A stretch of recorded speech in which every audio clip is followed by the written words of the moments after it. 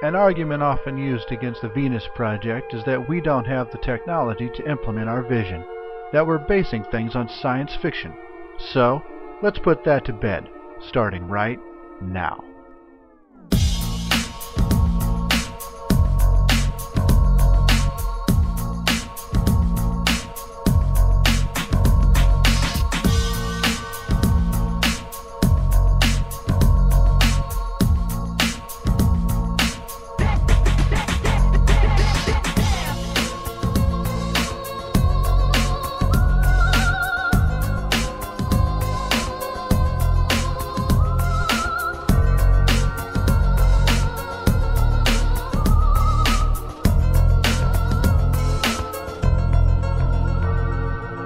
At PV Expo 2010, Kyocera exhibited solar window glass which generates power using spherical solar cells called Sfella, developed by Kyocera.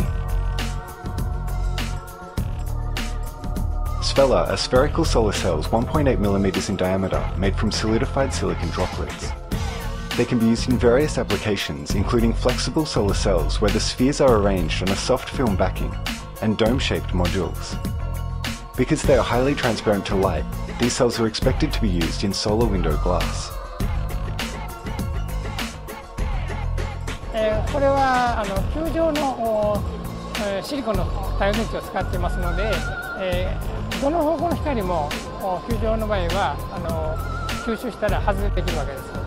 それで垂直に立てても、斜めから来た光に対してもある程度吸収しますし、反射光をどんどん周囲から来ますから、それも吸い取って発電するわけです。で同時に正面以外の裏側ですね、裏側からも光が来ればそれは電気に変換されるわけですから、非常に周囲の光を取り込むという面で、窓ガラスに使っても、大変効果的に発電することができると。It begins with the sun. All of the energy resources on Earth come from the sun. In just 1 second, the sun produces more energy than has been used by humanity through all of history. The idea of using solar power is not new. Unfortunately, atmospheric filtering, cloud cover, site location, and the daily rotation of the Earth severely limit the potential of ground-based solar power. But there is a way to overcome these obstacles. By placing the solar collectors in orbit, we can capture up to 20 times the energy available on the ground. Safe, wireless power transmission technology then directs the power to the receiving station for use on Earth. The combination of orbiting solar collector and power transmission system is called a PowerSat. When PowerSats were first envisioned, solar cells were heavy and expensive to produce. Over the past 30 years, technology has advanced to the point that PowerSats are now practical. The PowerSat is in geosynchronous orbit, so it stays in one position relative to the Earth.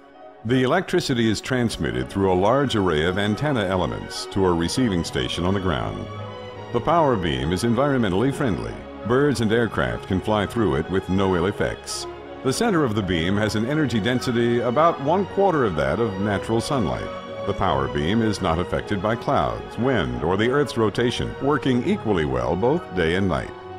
The power beam is received by a large antenna array on the ground. The land beneath the receiver remains suitable for range or agriculture. The received power is conditioned, then placed on the existing grid, ready to service customers. The station you've just seen can provide power for a major metropolitan region. It does this with no moving parts, no turbines, no reactor, no radioactive material, and best of all, no fuel.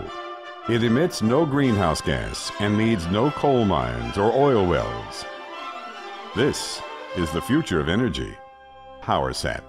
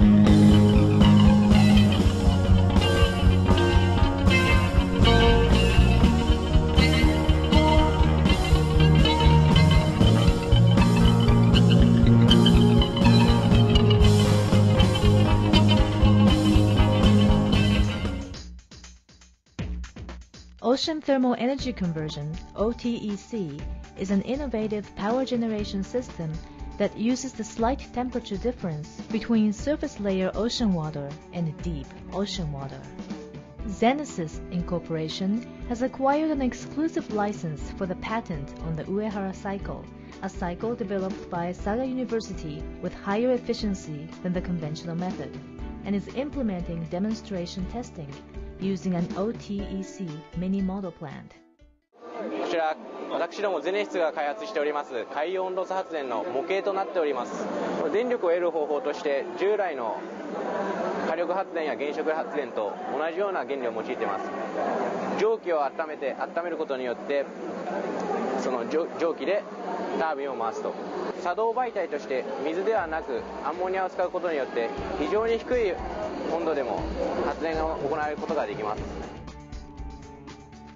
First, a mixture of ammonia and water is sent to an evaporator. There, the mixture is evaporated by the red-colored surface layer ocean water, which then rotates the mixed steam turbine to generate electricity. The mixed steam is then cooled and condensed to liquid by the blue-colored deep ocean water, and then once again sent to the evaporator as recycled water. Through the repetition of this cycle, power can be continuously generated using only ocean water. The Ocean Thermal Energy Conversion System of course outputs zero CO2 emissions and can provide a stable annual supply of electricity because it is not affected by weather variations, as is the case with wind power and solar power generation systems. The OTEC system demonstrates significant potential as an ultimate power supply system for the future.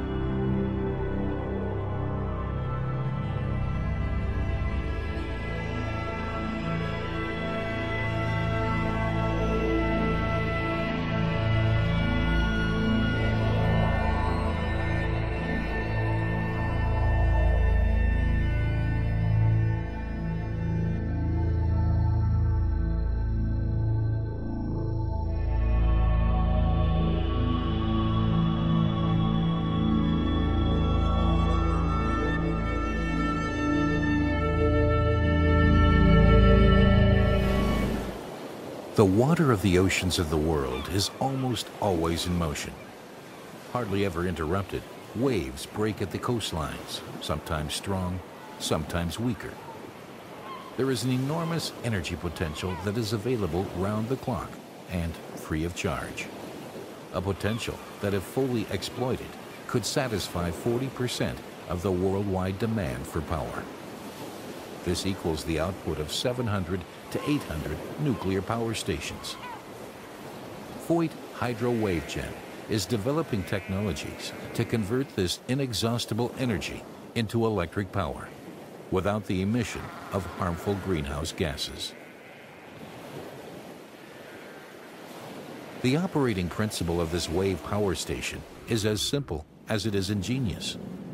An enclosed chamber has an opening beneath sea level which allows water to flow from the sea to the chamber and back. The water level in the chamber rises and falls with the rhythm of the waves, and air is forced forwards and backwards through the turbine, connected to an upper opening in the chamber.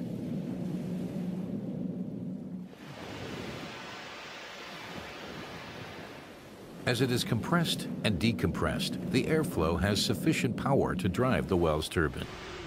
It is a feature of the Wells turbine, named after its inventor, that it is driven in the same direction by both forward and reverse airflow through the turbine.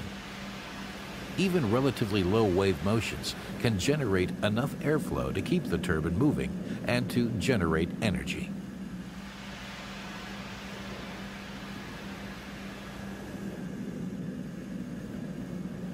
This is how easily energy can be generated with a wave power station, day and night, all year round, as long as there are waves.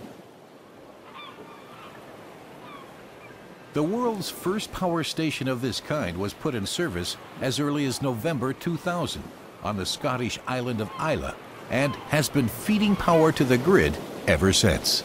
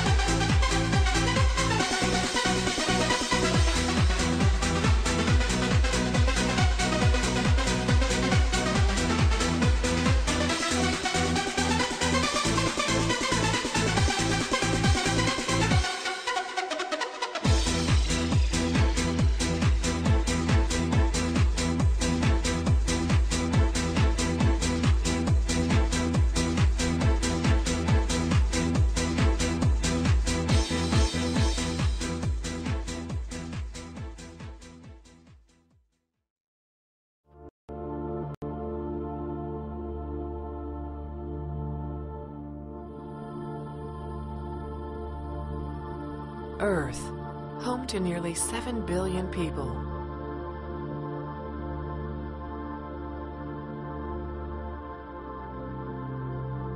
And as the population grows, so does the demand for power. But in today's world, we are faced with an even greater challenge. With concerns increasing over climate change, it is essential that we change the way we think about generating power, not only to meet the increasing demand, but to do it in a way that preserves our environment for future generations. Introducing the Regenedyne wind turbine system. For centuries, mankind has utilized the power of the wind. But for today's power needs, we need to bring wind power to a whole new level. A modern marvel in engineering, which uses a unique combination of science and technology to form an extremely efficient and powerful generator. By comparison, it is estimated that a single Regenedyne system can produce the power equivalent of 500 standard wind turbines. By design, the entire site is centralized into one location, and in most configurations, a typical installation would require approximately 100 acres of land. This consolidation not only improves efficiency, but can also save on land resources. A key advantage of the Regenedyne system is its use of magnetic levitation. This allows the turbine to essentially float on a magnetic cushion of air. And by reducing resistance due to friction, the power output is increased dramatically. The outer sails move to accommodate the wind from any direction. These dynamic sails work to capture a larger portion of the wind and increase the airflow into the turbine. In the event maintenance or repair is required, additional features have been incorporated into the design, such as a helicopter landing platform and an integrated crane. Also, the primary components are located at ground level for improved accessibility. With on-site power storage and conversion, the Regenodyne system is completely self-sufficient and grid-ready.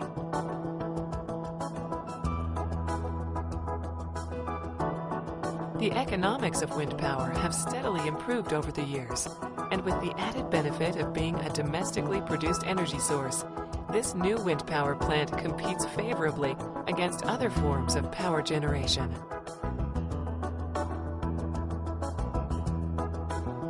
Global demand for electricity is increasing exponentially, and as we approach the limits of fossil fuel consumption, wind power has regained global interest as a safe, cost-effective, and renewable energy source.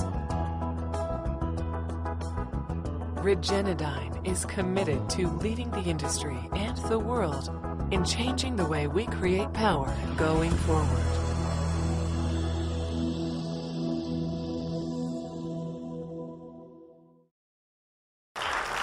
Seldom has the unveiling of a gray box the size of a parking space been surrounded by such hype. It's my baby, isn't she beautiful? But its inventor says what's inside the box can supply the world with clean, cheap energy. The core of our technology simply is sand. The sand is the raw material used to make these wafers that can make electricity. What I want to introduce to you, the Bloom Energy Fuel Cell. Bloom's fuel cell works like this. Oxygen is pumped in on one side, natural gas on the other. The two combine inside the cell to create a chemical reaction that produces electricity. No burning, no combustion, no power lines from outside. This particular device, way back, John, you remember, Vinod, you remember, 5 watts. There's a Moore's Law equivalent. I don't know what that is yet.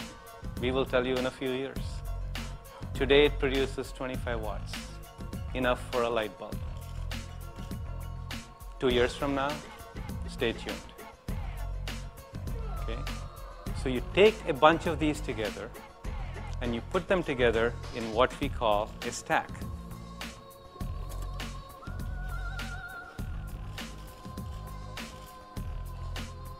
Think of this as the chip in your computer. If this were the microprocessor in your computer, this would power an average US home. 24/7, 365, all your energy needs. Average US home. So you take a bunch of these stacks, put them together in a box about the size of a refrigerator, and that's enough to power a small Starbucks coffee shop. You take 4 of those 25 kilowatts together and put them in a box, affectionately called the Bloom box now, about the size of a parking lot. We would prefer you call it the Bloom Energy Server. About the size of a parking space. And that can power a small supermarket. You need more power? You do exactly what you do in a data center. You have multiple servers, and as your computing need increases, you keep adding the servers. You just cluster them. We just cluster our boxes to add to the power that you need to meet your energy needs.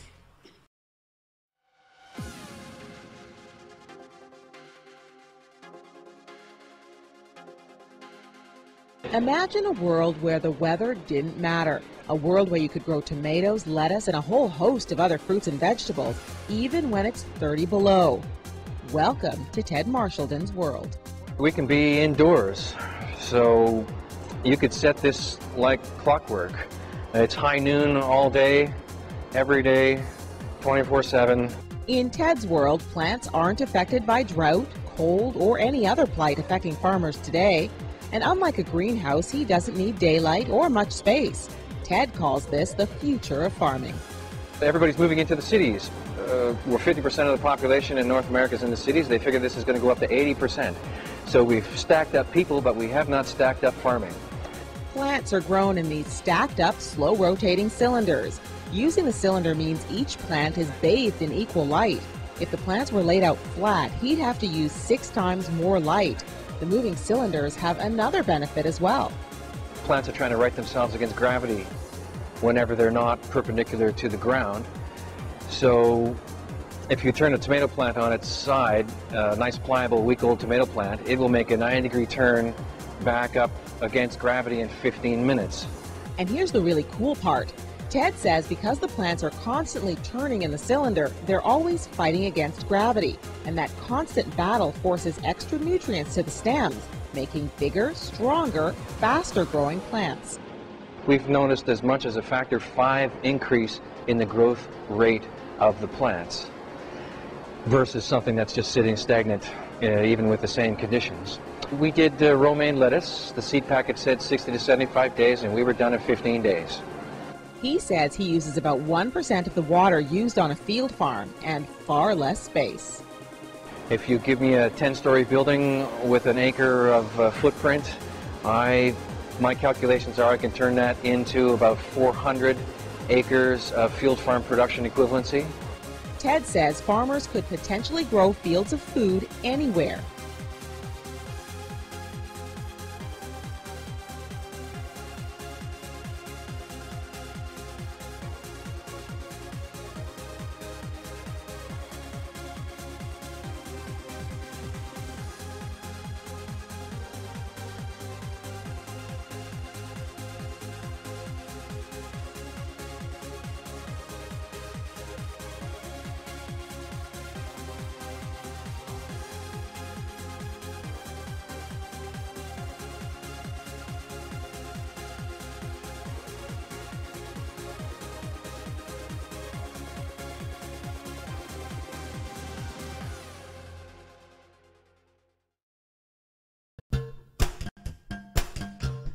ULTRA stands for Urban Light Transit, a new concept in travel for the 21st century. 12 years in development, ULTRA brings a fresh approach to traffic congestion and pollution, responding to the needs of passengers. It's quick, comfortable, and convenient. ULTRA is an automated transit system using many 4-person, zero-emission electric vehicles. ULTRA gets you to your destination faster than a car and avoids parking hassles. ULTRA is well suited to serve offices and airports, blending in easily with modern architecture. ULTRA makes transit and carpooling more effective, connecting a single train station to 30,000 desks. Stations are on a separate track from the main track, so that stopped vehicles do not interfere with the free flow of passing traffic. With ULTRA, you don't wait for vehicles. Vehicles wait for you. Modern communications and location sensing technology allow vehicles to run at precisely controlled intervals, creating a high-capacity system. Moving smoothly and silently, the battery-powered vehicles are safe and reliable, traveling up to 3 times faster than a car. PRT allows complex transit networks, weaving tracks around buildings with tight turns, bringing transit right to the front door, placing many stations close together. Tracks don't have to go simply in a straight line. The network accommodates non-stop, point-to-point direct service to all stations every time. ULTRA stations can be located adjacent to buildings or even directly on the second floor, further increasing convenience. At high-capacity locations, ULTRA stations have correspondingly more vehicle berths and more efficient vehicle choreography.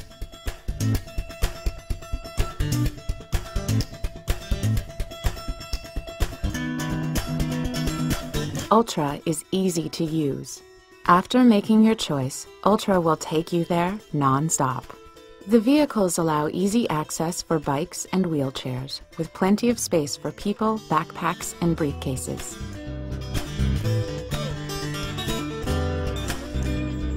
London's Heathrow Airport will host the world's first Ultra system. Construction at Heathrow has already begun.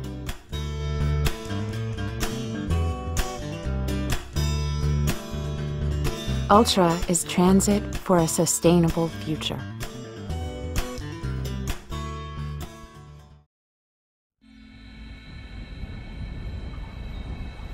Here's a car that really puts the auto back into automobile.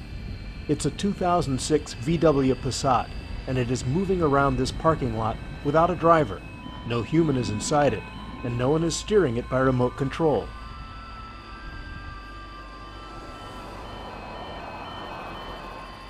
Nicknamed Junior, this robot car probes its environment with rotating laser scanners, which paint a 360-degree image of the surroundings 10 times a second. Then Junior decides for himself, using artificial intelligence software running on powerful computers, just how best to proceed along the route that has been assigned to him.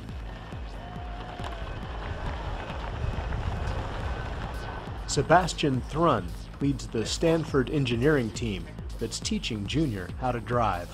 You have to build cars that can understand the world, they can understand other vehicles, sense them, perceive them, make predictions, and interact with them. So we have to understand if we come to a stop sign that the other car might be there first, it might want to go first, there are certain rules that govern regular traffic, and we have to be able to adhere to these rules. So we have to make machines that replicate human thinking in that specific domain.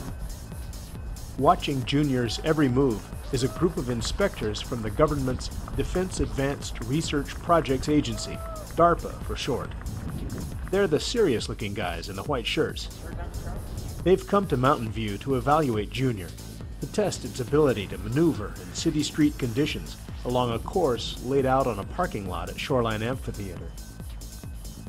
Stanford won't know until August, but if Junior performs to the DARPA judge's satisfaction, then the team can advance to the next round in DARPA's Urban Challenge, when, on November 3, as many as 20 robot car building teams will compete for a $2 million grand prize. For the most part, Junior ran his routes without a problem, but at one point he simply stopped and refused to go around a parked car. Apparently, his computer brain was programmed with a little too much caution. After finishing the other tests, DARPA let Team Stanford and Junior have another go at it. Again, as he approached the parked car, Junior stopped and seemed to give the situation careful thought.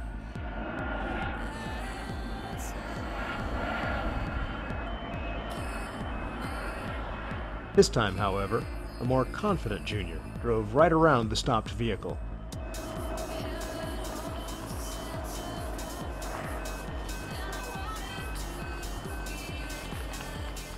After his test drives were over, Junior got rock star treatment from the media. Okay, so this is Junior. Sebastian Thrun, clearly pleased with Junior's performance, showed off the car's main features. It's equipped for driving by a computer. And the way you see this, first you see the full trunk is full of computers. We can open it for you a sec. You see a computer system where the trunk usually is. There's a big computer station here. There's a GPS system over here, a connection hub over here, a power control box over here, and this box over here is the interface to the car itself. So this box over here talks to the car and lets us, by computer, actuate things like steering, brake, and gas and throttle. Then, also important, is this perception of the vehicle. So you see down here, sensors on the wheel over here, these guys over here, slightly dusty, they are sensors, and they are able to perceive the environment and build a model inside the vehicle as to how the environment looks like. And the last important thing is when you get inside the driver's cabin, this looks very much just like a very normal driver cabin, except there's a few extra switches, and these are the switches where you go from human control to computer control.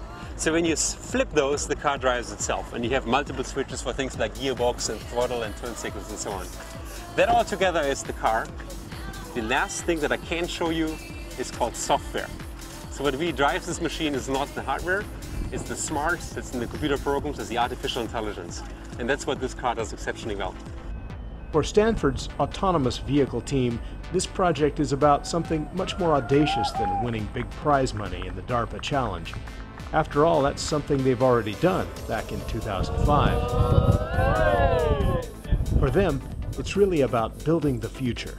I'm very confident at some point during my lifetime we're going to see cars that drive themselves. I'm going to have a button in my car that says, bring me home to my garage, I can fall asleep, it's going to drive me home, and I'm going to be better off because every year in this nation we kill something like 42,000 people in traffic accidents, mostly because of human error. If we can make cars safer, they can drive themselves, we can make blind people drive, we can make old people drive that otherwise couldn't drive anymore, children, or me when I'm fatigued or, God forbid, had a beer too much after a night in the pub. I think there's so many benefits to this technology, it's going to be really great to have.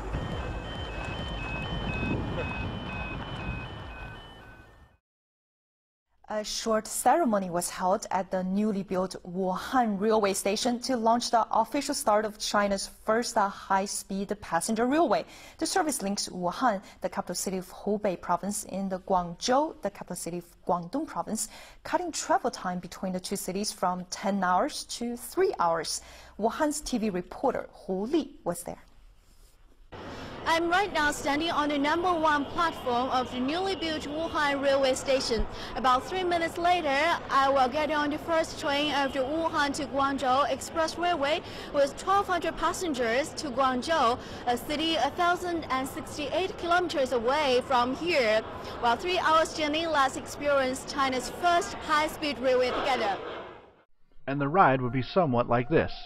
For those of us in America, 385 kilometers an hour is about 240 miles an hour.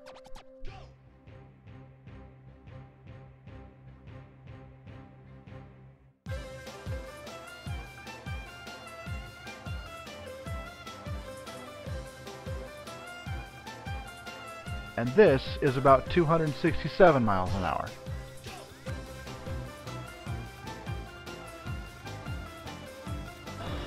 It's 11:50 Beijing time. We arrived at the Guangzhou North Railway Station, passing through 20 cities, over 600 bridges, and through 200 tunnels, which I think is kind of feeling like fly with your feet on the ground.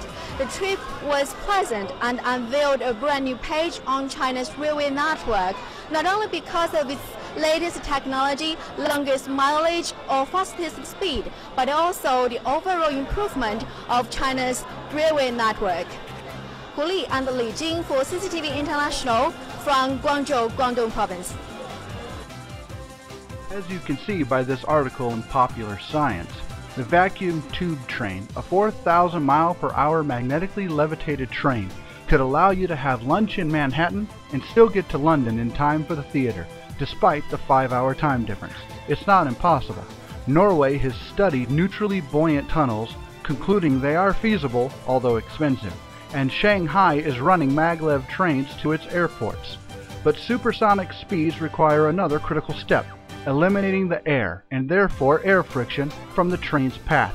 A vacuum would also save the tunnel from the destructive effects of a sonic boom, which, unchecked, could potentially rip the tunnel apart. So as you can see, the technology exists to even go 4,000 miles an hour in a train.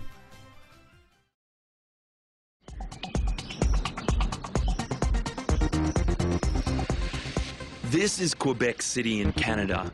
It's about as French as you can get without actually being in France. If you're walking around taking in the sights, it pays to speak a bit of the language. So here goes. Mettre un pas devant l'autre. In English, that's just put one foot in front of the other, meaning the task at hand is quite simple. But for some people, even the natural act of walking can be an everyday challenge. Simon Bouchard is a 27-year-old PhD student. In 1998, he was diagnosed with cancer in his left leg. Despite a bone graft, the cancer returned, and 3 years ago, he lost his leg at the knee. Like many amputees, he now walks with the aid of a prosthetic limb, but his is unique. You see, it has a brain. Well, artificial intelligence to be exact. And it does everything his right leg tells it to do. Here's how it works. Step 1. Wireless sensors, excuse me mate, transmit information from the sound leg to the bionic leg. Step 2. That information is then processed by software embedded in here. It interprets Simon's intentions and creates movement based on the action of his sound leg. Step 3, a naturally balanced walk. Standard artificial legs, known as passive prosthetics, have limited joint movement, which simply respond to pressure placed on them. You can see in the front-on shot on the left that Simon's action is not smooth. But when Simon is wearing the bionic leg, his gait is more natural. The battery-driven motors are providing the propulsion, and the sophisticated joints provide more shock absorption.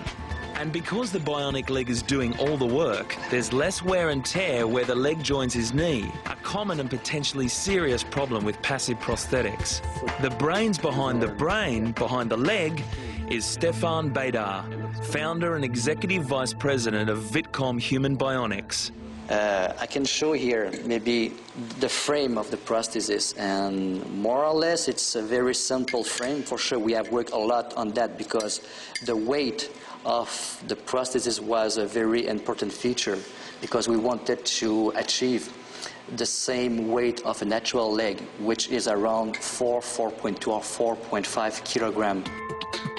It's a two-part system. A pad in Simon's right shoe monitors movement and pressure, making up to 1,300 calculations per second. This data is collected by a sensor on Simon's right ankle, which sends the information wirelessly to software embedded in the bionic leg. Actions like walking or climbing stairs are usually repetitive ones, so the information enables the motorized bionic leg to replicate the action and the speed of the sound leg. In practice, that means Simon can tackle everyday obstacles you and I take for granted. With the other leg, I have to climb this way, one step at a time, or two.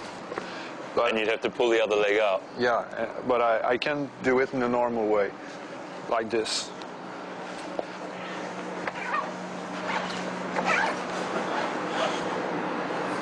That is fantastic, isn't it? Yeah. It's a really natural gait down. Yeah. Take a bit of practice, but yeah, it's more comfortable. Simon just needs to remember to start any new action, like climbing a stair, with his right foot, so the left one can then learn it. Yeah. Simon was one of about 20 who took part in the trials over 18 months. He's been using his bionic leg full-time for the past 6 months. For Stefan and his team, getting the leg ready for human use has been a long process. It took 15 years to design the artificial intelligence software and the hardware to carry it around. The team built this robotic simulator to help develop the most lifelike prostheses before trialling it on amputees. One thing interesting of this bionic leg, it's a finished product, it's something complete, but you know that's just the top of the iceberg. Yeah. And I'm really eager to see what she will do in the future. They're billed as the world's first bionic fingers. They've been built by British scientists. The technology really is amazing, and the folks at Touch Bionics tell me that it's only going to get better, and I can't even imagine anything more awesome than this. Eric Jones is one of the patients who've been testing them out in the trial stages. I can do things a lot faster, so I can fold laundry faster, I can pick things up and walk around, I can pick up my kid's Lego. They've been built by Touch Bionics, the same West Lothian firm which produced the bionic iLimb hand. Those fitted with the device will be able to bend, touch, pick up and point. The firm's marketing director, Philip Newman, says it has the potential to transform the lives of thousands of people with missing digits. The feedback has been fantastic. We've actually fit over 30 people now with ProDigit as a solution. And we're finding now that we've learned through the early stages of those fittings with control strategies, coverings, and all of the things that you expect when you're an early stage technology. But we spend a lot of time working with patients and other clinical professionals, and we're very comfortable with the solution that ProDigits now represents. The ProDigits are custom-made and fitted onto what remains of the hand. Sensors register muscle signals from the residual finger or palm. One of the things that makes them special is their ability to grip without crushing an object. WakeMed's new Da Vinci Si HD is the latest in robotic surgery technology. The HD video provides highly accurate depth perception. Instruments that move with the physician's fingertips enable flexibility and precision during surgery. This video, taken during a training session, demonstrates the agility of the instruments and the ability to work in small spaces. Note the dime for scale. We've had 3 ENTs down here already. We just received approval from the FDA for head and neck surgery, so transoral surgery instead of a mandibulotomy, where they open the patient in their jaw. We actually do it through the mouth with no incisions. Thyroid surgery through the transaxillary approach instead of a neck incision. So those are 2 recent FDA approvals where we've had Wake faculty physicians down here looking at the system and seeing the benefits. Less invasive, obviously much less invasive than a mandibulotomy. They go home sooner, shorter hospital stay, better recovery, less pain. I mean, the list is endless about how the patient benefits. My name is Walt Hunt. I had been diagnosed with prostate cancer, and I was not waiting and watching and observing the cancer over a period of time was not an option due to the aggressive nature of the particular cancer that I have. I needed to make a decision to attack it head on, either through surgery or through radiation treatment.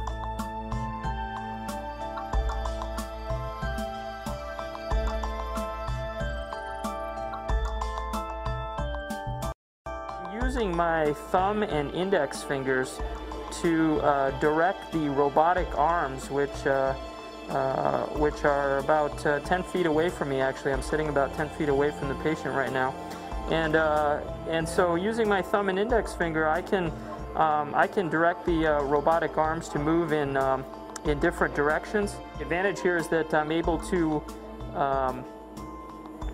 to perform an operation with a greater degree of dexterity and a greater degree of precision than we can with open surgery. This is through very small incisions.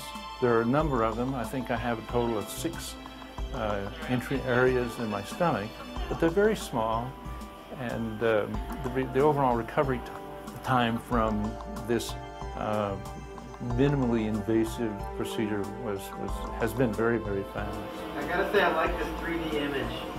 When you can do a finer operation, the real advantage comes to the patient. They tend to have less blood loss, they tend to recover very quickly, and they tend to be able to leave the hospital usually in the next day or the day after. It was 2.5 weeks ago, and I'm pretty much back to normal.